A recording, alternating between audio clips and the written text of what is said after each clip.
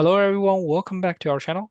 Today I want to talk to you about I think the most important content in our channel so far, which is transferring data between Grasshopper and Python. Grasshopper is so powerful in many different ways, but sometimes you just want to use those amazing libraries from Python, so you have to handle this issue. First of all, let's take a look of a very simple flat list input. We have a flat list here that has 30 items inside. It's basically 0 to 9, 0 to 9, and 0 to 9. If we right-click the input here in Python, we have three different type of access: item access, list access, and tree access. First, let's choose item access and take a look. If we hit run here, basically this script will run from the beginning to the end. Every time if you have an item, for example, 0 end cycle, 1 end cycle, 2 end cycle, 3 end cycle, so on and so forth. That is not very useful if you want to treat the whole input as one individual list. For example, if I want to find the biggest number in that input, this is not that useful because every time if you run the script, the memory will forget about the previous result and you cannot compare in between. So that's not very useful. The second one is the list access. If we hit run, it will sort of compile all the items from the input into one single list and then print end cycle. That is amazing because now we can find the biggest number here, we can find the smallest number here, we can find the index of specific items here, so on and so forth. Super useful. Let's take a look of the next one, which is tree access. If we hit run, well, it's basically printing out the number of branches in this tree here. So it says that, oh, it's just one layer of a tree, and then it has 30 items or 30 objects in that tree. So that's great, very clear. However, if the input has a bit more complicated data structure, the story will be different. So now we have a sublist within a list. We have a list that has 10 sublists, and each of those sublists has 3 items. Sublist 0 is 000, sublist 1 is 111, so on and so forth. And then if we treat it as the item access, let's take a look. It just forget about this data structure. It's still run from the beginning to the end for 30 times. If we treat it as list access and come over here and run, this time it dropped the whole list structure. It just runs the first sublist and then the second sublist and then the third sublist. So it dropped the data structure. That is not very good. For example, if we want to get a sum of the items in each of those sublists and find the sublist has the biggest sum, this is not going to work because it runs every sublist individually and forget about the previous result. That is no good.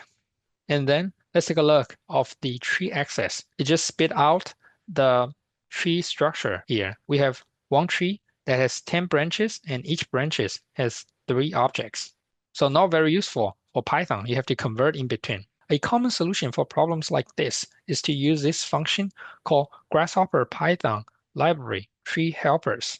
It can convert list to tree or tree to list. Let's take a look of the example. First, we still have a flat list that has 30 items inside. And then we're going to choose list access. If we bring it in and hit run, it will tell you that, oh, I have successfully converted this list input into a tree. In this case, it's not that useful because our input is a tree. We changed it to a list and then it came out as a tree again. But think about it. If you created your own list inside of Python, then you can get a Grasshopper tree output using this function. So pretty useful in a flat list. And then if we choose the tree access, and let's take a look. If we trying to use this function to turn this tree input into a list. So first we print the list itself. We get 0, 1, 2, 3. This is amazing. And then it printed end cycle. It's just like what we did here with the list access because it's a flat list. But what if we have an input that's a bit more complicated? If we have a list that has 10 sublists and each of those sublists has 3 items. So it's a sublist within a list data structure. If we choose list access, let's take a look of the result. Same thing happened. If we are trying to convert this list into a tree, well, it will run the whole script for every single sublist every time. So it dropped the whole data structure, and we cannot do a lot of things to it. Let's take a look of the output result. It's list to tree. You will see that we have a flat list instead of what we had before, a sublist within a list structure.